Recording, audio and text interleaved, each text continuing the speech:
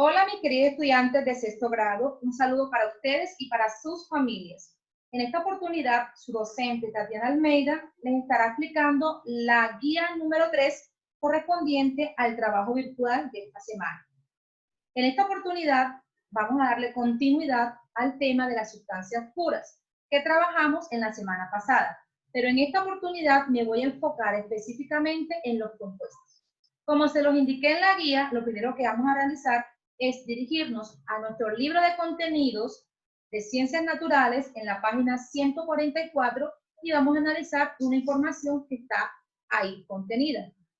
Pero antes vamos a hacer una pequeña definición de lo que son los compuestos para entender mejor los propósitos de esta temática, que es diferenciar las características de los tipos de compuestos. ¿Listos? Ok. Aquí tenemos esta definición. Ya sabemos que los compuestos hacen parte de las sustancias puras porque están conformados por un solo tipo de molécula, por un solo tipo de partícula. En este caso, son sustancias que están conformadas por un mínimo de 2 elementos. Ojo a este dato. Si tienen menos de 2 elementos, ya no sería un compuesto. Que han reaccionado entre sí para formar una sustancia diferente a los elementos que teníamos inicialmente. Al juntar los dos elementos iniciales, se forma una reacción química que da origen a otra sustancia muy diferente. ¿Qué quiere decir esto? Que cuando los elementos se unen, va a ocurrir una reacción química que va a dar origen a nuestro compuesto, que va a ser una sustancia muy diferente a la que teníamos inicialmente. ¿Listo? Ok. Vamos a pasar a un ejemplo gráfico para que comprendamos mejor qué son los compuestos. Como se los había dicho,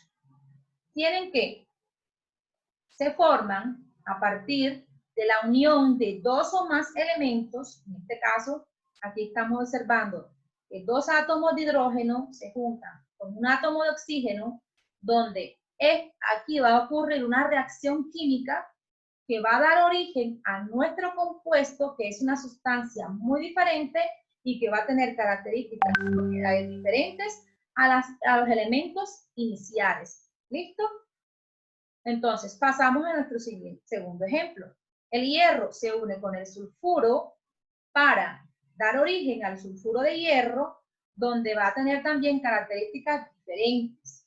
Entonces, estas esferas nos muestran visualmente qué características tienen cada uno de los elementos o de los átomos que se unen para formar nuestro compuesto.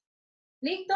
En resumen, 2 o más átomos que se unen y producen una reacción química que van a generar nuestro compuesto. ¿Listo? Ok. Pasemos entonces a la información contenida en nuestra página 144. Y aprovecho para mostrarles. Los compuestos se representan mediante una fórmula como esta. Esto es una fórmula. Una fórmula es como una clave que me está indicando de qué tipo de compuesto estamos hablando. Y nos va a dar una información y es la proporción o las cantidades que se necesitan de átomos para formar un compuesto. ¿Cómo así? Aquí, este compuesto que se llama ácido fosfórico, resulta de la unión de 3 átomos de hidrógeno. ¿Cómo lo sabemos? Por el numerito 3 que tiene aquí. Un átomo de fósforo y 4 átomos de oxígeno. Cuando se unen esos elementos en estas proporciones, nos forma ese compuesto. Y esa es la fórmula que tiene.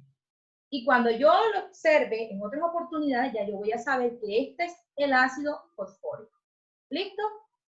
Bueno, ya sabemos que es un compuesto, sabemos que lo podemos representar mediante fórmula, sabemos que cómo está conformada una fórmula. Ahora vamos a mirar cuáles son los tipos de compuestos, que lo podemos clasificar en esta oportunidad de 2 maneras. Según el número de elementos y según el origen o la naturaleza química de dicho compuesto. ¿Listo? Vámonos a nuestra primera clasificación. Según el número de elementos que conforman un compuesto, pueden ser binarios, terciarios o cuaternarios. ¿Y de qué va a depender eso? De la cantidad de elementos. Por ejemplo, un compuesto binario está formado por 2 elementos. Aquí como nos lo está resaltando el texto. 2 elementos. Un compuesto terciario está conformado por 3 elementos. Un compuesto cuaternario está conformado por 4 elementos. Y aquí les presenta los ejemplos de cada uno. El dióxido de carbono es un compuesto binario porque está conformado por oxígeno y está conformado por carbono. Es binario. Un compuesto terciario. Aquí tenemos el ácido sulfúrico. Es un compuesto terciario. Está conformado por hidrógeno, azufre y oxígeno.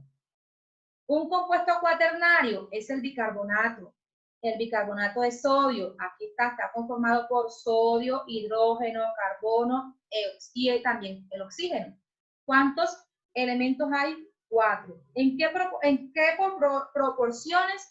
Ahí nos lo está indicando el subíndice, que es el numerito que está en la parte de abajo. Ya les había indicado que donde no hay un número se sobreentiende que es 1.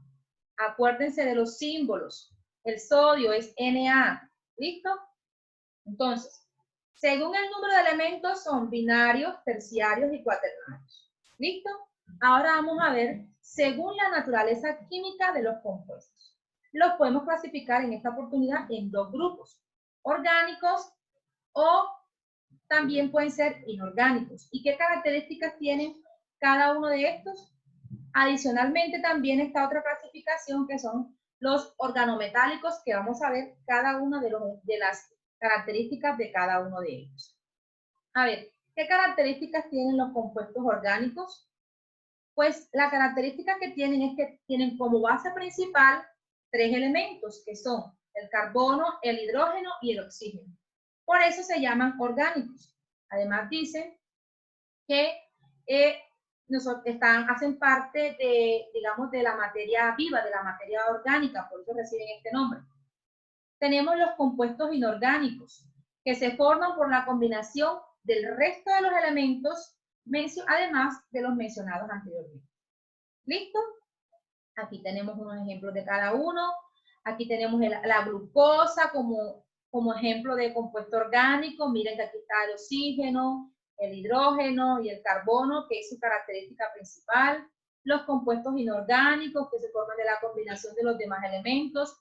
Ejemplo, el cloruro de sodio. Y los compuestos organometálicos, que están formados por átomos de carbono que comparten electrones con un elemento metálico. Estos son los elementos metálicos. ¿Listo? Adicionalmente con el carbono. Ahora, ¿qué me interesa a mí de esta clase de hoy? Que tengan en cuenta los compuestos binarios, terciarios o cuaternarios y los compuestos orgánicos e inorgánicos. Y adicionalmente los organometálicos. Pero me interesa más los orgánicos y los inorgánicos. ¿Listo? ¿Qué vamos a hacer? ¿Qué me interesa hoy? ¿Cuál es la evidencia que yo voy a tener de esto? Que además de estos ejemplos que ustedes tienen aquí, ustedes puedan adicionar, ustedes puedan complementar con otros ejemplos de cada uno de los tipos de compuestos. Y para eso, ¿qué hice yo? Para eso les voy a mostrar la guía, donde qué es lo que usted va a hacer en la guía. ¿Listo? Esta es la guía que yo les envío. Los mando a ver el video, a leer la página, van a responder las preguntas que están aquí. Las 2 preguntas que están aquí. Estas son las 2 preguntas. Tengan en cuenta lo que les acabo de decir y tengan en cuenta la información. Ahora, usted va a tener en cuenta la información de la página y además de eso el video que yo les estoy mandando.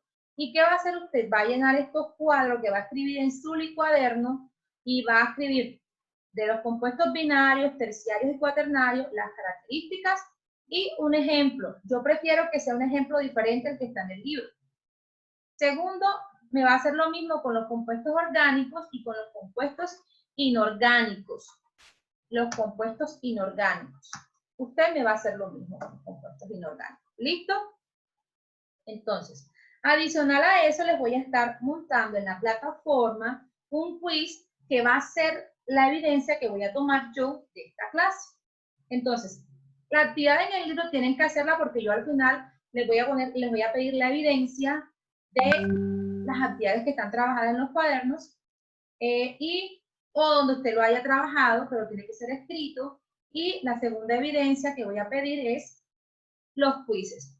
Pero en esta oportunidad, en la guía número 3, como evidencia me va a desarrollar el quiz que les voy a montar adicionalmente a esta guía. ¿Listo?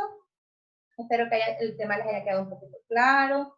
Espero que tengan una actitud positiva. Los invito a seguir estudiando, a seguir trabajando, a utilizar las herramientas, a utilizar los recursos como el texto y demás.